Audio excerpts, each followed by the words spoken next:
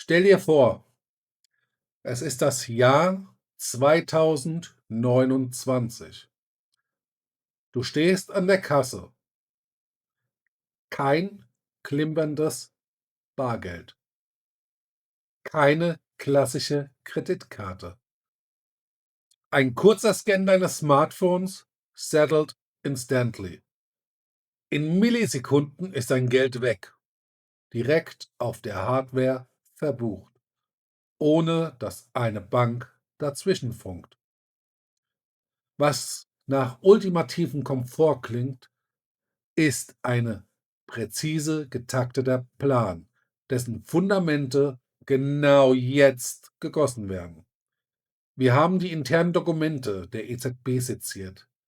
Von der geheimnisvollen Rulebook Development Group bis zur totalen Kontrolle auf Hardware-Ebene. Warum ist das heute wichtig? Weil im März 2026 die Banken Farbe bekennen müssen. Werden unsere Banken zu bloßen Kioskverkäufern eines staatlichen Monopols degradiert?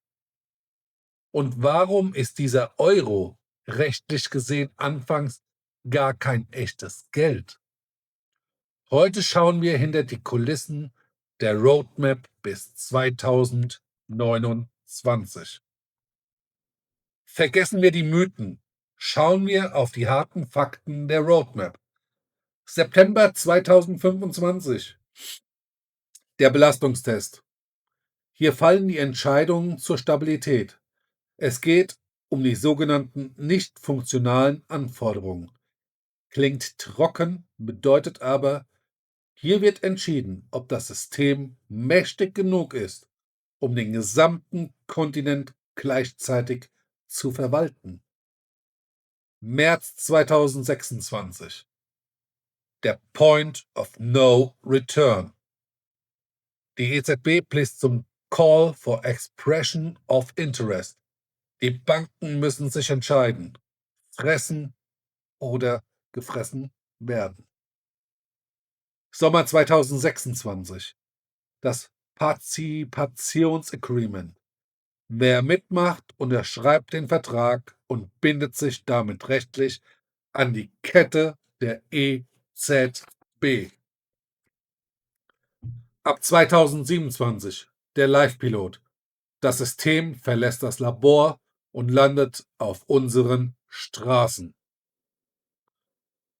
Wenn wir über den digitalen Euro reden, müssen wir über das Gehirn hinter der Fassade sprechen. Die DESP, Digital Euro Service Platform. Bisher war dein Geld bei der Bank. Mit dem digitalen Euro ändert sich die Statik unseres Finanzsystems fundamental. Die DESP ist eine zentrale Plattform, die von der EZB kontrolliert wird. Alle privaten Banken müssen sich an diese Schnittstelle klemmen. Hier passiert die entscheidende Verknüpfung. Statt einer IBAN nutzt du künftig vielleicht nur noch deine Handynummer oder E-Mail, eine sogenannte Alias. Das klingt bequem, bedeutet aber, in der Sekunde, in der du zahlst, gleicht die DESP in der Zentrale dein Alias mit deiner echten Identität ab. Die EZB sagt, sie sehe deine Daten nicht direkt, aber sie baut, besitzt und verwaltet die Plattform, auf der dieser Abgleich stattfindet. Wer die Hardware kontrolliert und den Code schreibt, braucht keine Erlaubnis mehr, um zu sehen. Er hat die Adminrechte über den gesamten europäischen Geldfluss.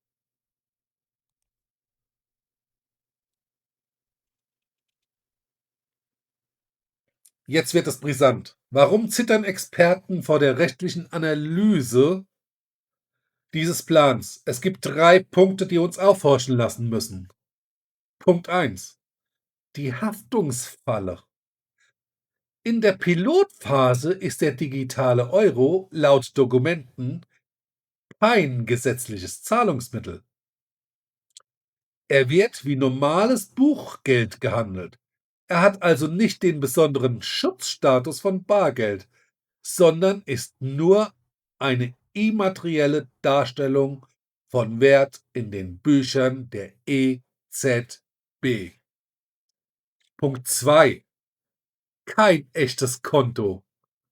Es handelt sich explizit nicht um ein Konto bei der Zentralbank. Du bist Nutzer eines Systems, aber kein klassischer Kontoinhaber mit den gewohnten Rechten. Dritter Punkt: die totale IP-Diktatur. Das ist der Punkt, der die Privatwirtschaft erzittern lässt.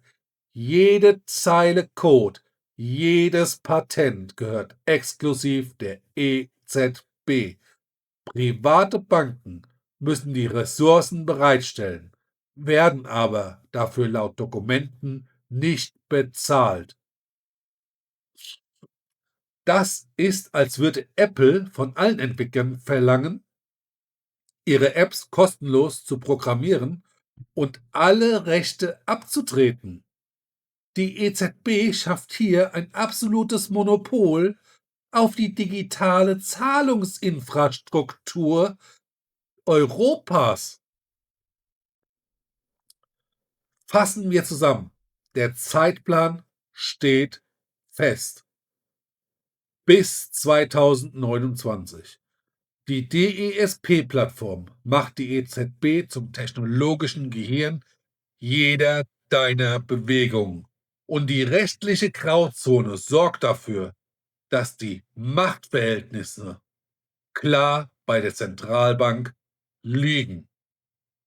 Der digitale Euro ist kein Upgrade für dein Portemonnaie, sondern ein Betriebssystem für dein finanzielles Leben. Und die EZB hält alleine die Adminrechte. Was hältst du von dieser Roadmap? Ist diese Infrastruktur ein notwendiger Schritt für ein modernes Europa?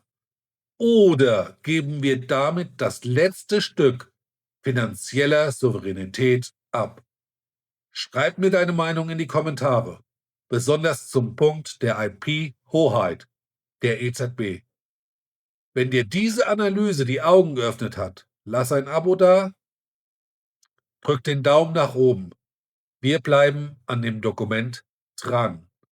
Wir sehen uns zum nächsten Audit.